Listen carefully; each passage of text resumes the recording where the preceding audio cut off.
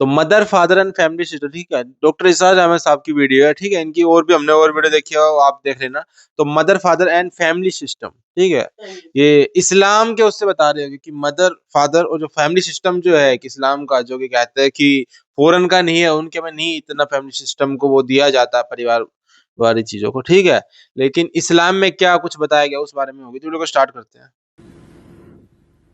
قرآن مجید میں 5 جگہ اللہ کے حق کے بعد فوراً والدین کا حق ہے. وَقَضَىٰ رَبُّكَ أَلَّا تَعْبُدُوا إِلَّا إِيَّاهُ وَبِالْوَالِدَيْنِ إِحْسَانًا. تیرے رب نے فیصلہ کر دیا ہے کہ اس کے سوا کسی کی بندگی نہیں کرو گے اور والدین کے ساتھ نیک سلوک کرو گے. اللہ کے حکم کے بعد، اللہ کے حق کے بعد والدین کا حق ہے. سورہ لقمان میں انشکر لی ولوالدیک، شکر ادا کرو میرا بھی اور اپنے والدین کا بھی. پیرنٹس. اور سورہ بنی اسرائیل میں تو کیا تفصیل آئی ہے. اما یبلغن عندک الکبر احدہما او کلاہما فلا تقل لهما اف ولا تنہرہما وقل لهما قولا کریما واخفض لهما جناح الذل من الرحمۃ وقل رب ارحمہما کما ربیانی صغیرا. اگر تمہارے والدین میں سے ایک یا دونوں تمہارے پاس بڑھاپے کی عمر کو پہنچ ہی جائیں، انہیں کبھی اف تک نہ کہنا، دل نہ توڑنا ان کا، چھاتی چوڑی کر کے بات نہ کرنا، ان سے کندھے جھکا کر بات کرنا، ادب سے گفتگو کرنا. قل لہما قولا کریما واخفض لہما جناح الذل من الرحمہ، اپنے کندھوں کو جھکا کر رکھنا. اور پھر کہنا، اللہ سے دعا کرنا، رب ارحمہما کما ربیانی صغیرا، پروردگار میرے ان والدین پر رحم فرمائیو جیسے کہ انہوں نے مجھے پالا تھا جبکہ میں چھوٹا سا تھا.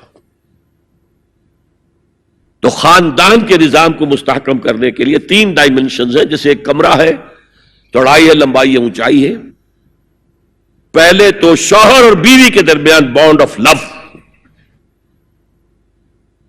اب یہ شوہر اور بیوی پیرنٹس بن گئے ہیں، والدین بن گئے، اولاد آ گئی. سیکنڈ ڈائمنشن ایڈ ہو گئی، ادب، عزت. اور بہن بھائی ہے، اخوت، جس کو کہ وہ کہہ رہا ہے جی ویلز بھی، فریٹرنٹی. خاندان کا ادارہ مستحکم. یہاں ایک نقطہ اور بیان کر دوں، لیگل لیول پر بیوی کے حقوق کم ہیں شوہر کے زیادہ. الرجال قوامون علی النساء، سیدھی سیدھی بات ہے، اور ہمیں ڈٹ کر کہنا چاہیے. یہ اس سے زیادہ معقول بات کوئی نہیں. کسی ادارے کے 2 سربراہ برابر کے اختیارات والے نہیں ہو سکتے. لیکن اخلاقی طور پر جو ماں کا حصہ ہے، باپ کا حصہ اس سے 1/3 ہے. قرآن مجید میں آیا ہے نا، حملتہ امہ وہنا علی وہن وفصالہ فی عامین ان اشکر لی ولوالدیک. اسے اٹھائے رکھا اس کی ماں نے اپنے پیٹ میں، کمزوری پر کمزوری جھیل. کمزوری تو ہو رہی ہے، اس کا خون چوس رہا ہے اندر، جھونک جو ہے وہ چوس رہی ہے خون اس کا. اور سب ماؤں کو تو اتنی نرشمنٹ موجود نہیں ہوتی کہ آپ پریگننسی میں اس کے لیے ضروری نرشمنٹ فراہم کر دیں. وہنن علی وہن، کمزوری پر کمزوری جھیل کر بھی اپنے پیٹ میں اٹھائے رکھا. وفصالہ فی عامین، اور پھر دودھ چھڑانا ہوا 2 سالوں میں. وہ جھونک جو ہے وہ پھر اس کی چھاتیوں سے چمٹ گئی بچہ. لہذا اس کا حق 3 گنا زیادہ ہے باپ سے. ایک صحابی حضور سے پوچھتے ہیں، حضور میرے حسن سلوک کا اولین مستحق کون ہے؟ فرمایا تمہاری والدہ. پھر پوچھا ان کے بعد کون؟ پھر کہا تمہاری والدہ. پھر پوچھا ان کے بعد کون؟ پھر کہا تمہاری والدہ. پھر پوچھا ان کے بعد کون؟ تو کہا تمہارے والد. 3 درجے. اور یہ جو فرمایا الجنت تحت اقدام الامہات، جنت تو ماؤں کے قدموں تلے ہے، یہ باپ کے بارے میں تو نہیں فرمایا. یہ ہے ایکویشن، بیلنس. اسلام قسط کی بات کرتا ماں کے قدموں میں جنت، انصاف کی بات نہیں کرتا. انصاف تو یہ کہ آدھی روٹی ادھر دے دو آدھی ادھر دے دو. انصاف ہے، یہ اچھی چیز ہے. یہ قسط یہ ہے کہ بوجھ اٹھانا ہے تو جو زیادہ قوی ہے اس کو زیادہ بوجھ دو اٹھائے، اور جو کمزور ہے اسے کم بوجھ دو. یہ قسط ہے. تو اسلام نے عورتوں پر ذمہ داریاں کم رکھی، ان کے اختیارات کم رکھے، لیکن اولاد پر حق ماں کا 3 درجے فائق رکھا. اور اس سے وہ خاندان کا ادارہ جو ہے مستحکم ہوتا ہے. تو آج کیا سازش چل رہی ہے؟ ویسٹ تلا ہوا ہے ایسٹ کے اندر بھی خاندانی نظام کو ختم کرنے میں. نیوکلیر پہلے کانفرنس ہوئی تھی، عالمی کانفرنس، ویمن فریڈم کی کانفرنس قاہرہ میں، پھر ہوئی بیجنگ کائرو، اور پھر بیجنگ +5 کانفرنس. بیجنگ کانفرنس کے 5 سال بعد یونائٹڈ نیشنز جنرل اسمبلی کے تحت ہوئی. اور ان سب کا مقصد کیا ہے؟ پروسٹیٹیوشن کو ایک باعزت پیشہ سمجھا جائے. یہ بھی محنت ہے نا. ایک مزدور اپنی جسمانی مسکولر طاقت استعمال کر رہا ہے، ویج لے رہا ہے. ایک عورت اپنے جنس سے اس کو استعمال کر رہی ہے، لے رہی ہے. اب اس کا نام پتہ کیا رکھا گیا؟ Sex worker. سیکس ورکرز بالکل برابر ہوں گے، باعزت ہوں گے، ان کے کوئی آپ یہ نہیں کہہ سکتے کہ غلط کام کر رہے. ہومو سیکسولیٹی کو بھی ایک نارمل ایٹیٹیوڈ قرار دیا جائے، یہ اب نارمل نہیں ہے. آپ کو معلوم ہے امریکہ میں، سویڈن میں تو بہت پہلے سے تھا، برطانیہ میں تھا، ہومو سیکسول میرجز. 2 مردوں کی شادیاں ہو رہی ہیں، ان میں سے ایک شوہر ہے اور ایک بیوی ہے، اور رجسٹر ہو رہی ہے شادی، رجسٹر. اب امریکہ میں بھی شروع ہو چکی ہے، کئی اسٹیٹس میں. کیلیفورنیا سے شروع ہوئی ہے، جو ہالی ووڈ اس کا گھر ہے. نمبر 3، طلاق اور وراثت میں مرد اور عورت برابر ہونے چاہیے. جب عورت چاہے طلاق دے دے. یہ نقشہ ہے جس کا نام پتہ کیا رکھا ہے؟ Social engineering programme of the United Nations organisation. یہ نیو انجینئرنگ ہے معاشرے کو. جیسے کہ کہا رومی نے، گفت رومی ہر بنائے کوہنا کا باداں کنن، تو نہ دانی اولا تعمیر را ویراں کنن. رومی نے کہا کہ جب بھی کبھی کوئی نئی تعمیر کرنی ہو تو پچھلی تعمیر کو گرانا پڑتا ہے. یہ نئی سوسائٹی کی انجینئرنگ کیسے ہوگی جب تک کہ پرانی سوسائٹی ختم نہ ہو؟ عظیم فتنہ ہے یہ social engineering programme of the United Nations organisations General Assembly. یہ دجالی فتنے کی وہ سب سے نچلی سطح ہے جو ابھی عالم اسلام کے اوپر پوری طرح نہیں آئی. اگرچہ عالم اسلام کی ایلیٹ اکثر و بیشتر اس رنگ پہ جا چکی ہے، مغربی ویلیوز اور مغربی تہذیب کے اثرات آ چکے ہیں، لیکن ابھی نچلی سطحوں پر درمیانی طبقوں میں کچھ نہ کچھ مشرقی اقدار ہیں، کچھ شرم و حیا کی قدر و قیمت ہے، عصمت و عفت کی کوئی قدر و قیمت ہے. اور اصل میں یہ یہودی پروگرام ہے، تمام انسانوں کو حیوان بنا دو، اور حیوانوں کو ایکسپلائٹ کرنا ہمارا حق ہے. انہوں نے جو نام دے رکھا ہے پوری دنیا کو، گوئمز اینڈ جینٹائلز. یہ جو ان کی کتاب تالمود ہے، یہ تورات کی باتیں نہیں جو میں بتا رہا ہوں، ان کی تالمود جو کہ فقہ کی کتاب سمجھ لیجئے، اس میں لکھا ہے کہ جب سوائے ہمارے فل ہیومن بینگ صرف ہم ہیں، باقی سب یہ حیوان ہے انسانی شکل میں. اور حیوان کو استعمال کرنا انسان کا حق ہے. گھوڑے کو ٹانگے میں جوتیں گے بگی میں، ہمارا حق ہے. بیل کو آپ جوت دیں گے ہل میں، حق ہے. اسی طرح انسانوں کو ایکسپلائٹ کرنا ہمارا حق ہے. البتہ جیسے گھوڑے کو بھی کچھ دانہ ڈالیں گے شام کو تو اگلے روز استعمال کریں گے نا اسے، تو کچھ نہ کچھ انہیں بھی دینا چاہیے. تمام دنیا مزدور بن جائے، انسانی اخلاقیات ختم ہو جائیں اور یہ حیوانوں کی طرح کام کریں، البتہ اس میں سے ہم کچھ ان کو بھی دیں گے، باقی ملائی ہم کھسیٹ لیں گے اپنے بینکنگ کے نظام کے تحت۔ وہ حکومت اپنی پوری دنیا پر نہیں چاہتے۔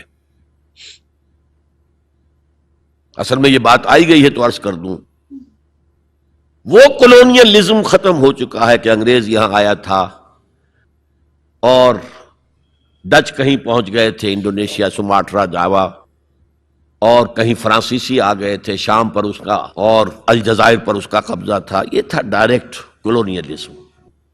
اب اس میں ہوتا کیا تھا؟ وقتاً فوقتاً بغاوتیں اٹھتی تھیں، لوگ مارتے تھے ان کو، یہ ان کو مارتے تھے۔ انہوں نے کہا یہ بستر تو لپیٹ دو، ایک نیا کولونیلزم شروع کر دو۔ ورلڈ بینک 1950 میں قائم ہو گئے۔ ہمیں آم کھانے ہیں، پیڑ گرنے سے کیا فائدہ؟ براہ راست حکومت کریں گے تو ریزنٹمنٹ ہوگی، وہ ہمیں ماریں گے، ہمیں بہت خرچ کرنا پڑے گا انہیں دبانے کے اوپر۔ کیا ضرورت ہے؟ پوری دنیا کو ایک گلوبل اکانومی کے شکنجے میں لے آؤ،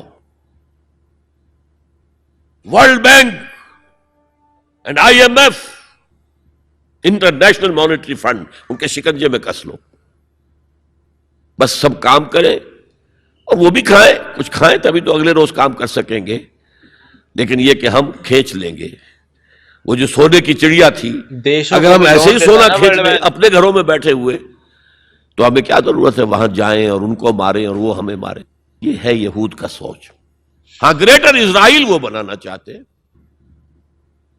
اور ایک ہی سبب ہے عراق پر حملے کا، ایک ہی سبب ہے، it's the beginning of coming into existence of greater Israel۔ Sharon نے کہہ دیا تھا، یاد ہوگا شاید، ان قریب عراق پر ہمارا قبضہ ہوگا۔ گریٹر اسرائیل میں عراق شامل ہے۔ پہلے کہتے تھے دریائے فرات تک، اب کہتے نہیں، دریائے دجلہ تک، ٹائگرس تک، یوفریٹ سے آگے بڑھ کر تاکہ سارا جو بھی زرخیز دوآبا ہے وہ بھی ہمارے قبضے میں آ جائے۔ تو یہ تیسرے لیول کے اوپر جب انسان حیوان بن جائے، جب اس کو کوئی فرق کرنے کی ضرورت نہ ہو کہ یہ بیٹی ہے اور یہ بیوی ہے، کیا ضرورت ہے؟ حیوان کوئی فرق کرتے؟ جب ہم بھی حیوان ہی ہیں،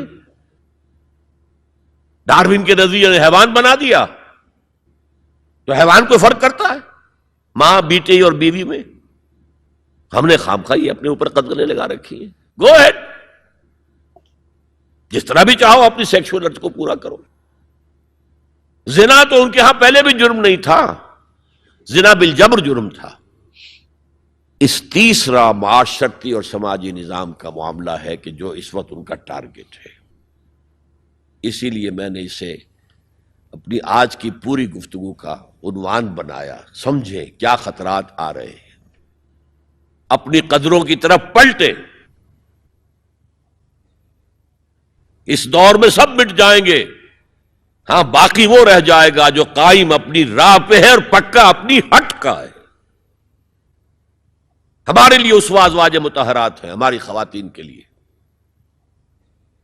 ان کا اختیار کیا جائے، ان کا نقش قدم پہ چلا جائے، اور پورے سماجی نظام کو، پورے معاشرتی نظام کو ان اقدار پر اٹھایا جائے کہ جو قرآن مجید نے ہمیں دی ہیں۔ یہی ہمارے لیے نجات کی راہ ہے۔ بات یہ نہیں ہے عورتوں کے لیے، سب کے لیے یہ بات بولی ہے کہ ماں کے قدموں میں جنت ہے، اور ہے بھی۔ مطلب انہوں نے بتایا کہ اپنے پیرنٹس سے، والدہ سے کبھی اکڑ کے بات نہ کرے، کندھے جھکا کے، مطلب کہ سمان کر کے بات کرے۔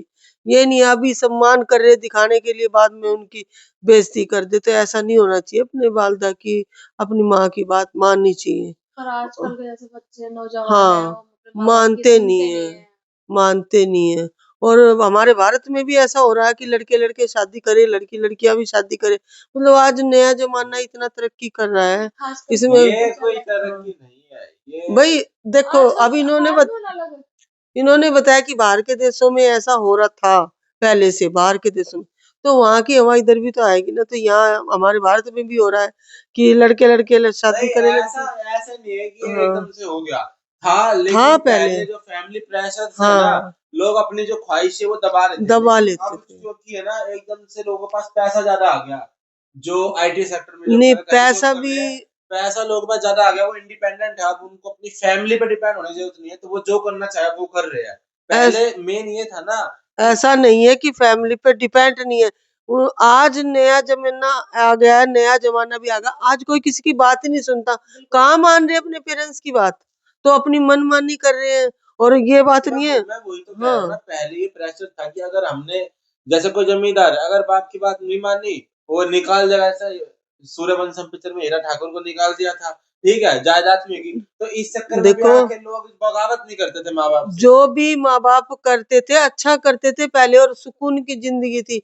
और आजकल का कल्चर ज्यादा अच्छा नहीं है। तो मतलब कुल मिलाकर बहुत अच्छे समझा रहे थे, बहुत अच्छे से बता रहे थे। और एक एक बात बिल्कुल दावा ठोक के बता रहे थे। अच्छी थी वीडियो। मैं ये सोच रहा था कि अगर ये होते, ठीक है, डॉक्टर इसाक अहमद होते जावेद अख्तर के साथ डिबेट में, तो 5-10 मिनट का ही होता, क्योंकि शुरू में ही जो ये इमोशनल जो बहस थी उसके शुरू में ये बता देते उसके बारे में, ठीक है, और बाकी फिर बचता नहीं पूरे डिबेट में, 2 घंटे बोल रहे हैं, तो मुश्किल से 15 या 20 मिनट चलती। ये हो गए या डॉक्टर जाकिर नाइक हो गए, ठीक है, ये अगर आए ऐसी डिबेट में कि कोई है क्रिएटर है कि नहीं, तो भाई क्या था भाई बचेगी। बाकी इन्होंने जो फैमिली निजाम का बताया कि जो वेस्टर्न है वो हमारे फैमिली निजाम को खत्म करना चाहता है, तो वो यही है, उस जरिए ही करना चाह रहा है कि जैसे इन्फ्लुएंस हो रहे हैं जो लोग मूवियाँ देख के या फिर इंस्टाग्राम हो गया उससे, और तो बाकी वे तो हमारे घर आके नहीं बोल रहे ना कि ऐसे करो।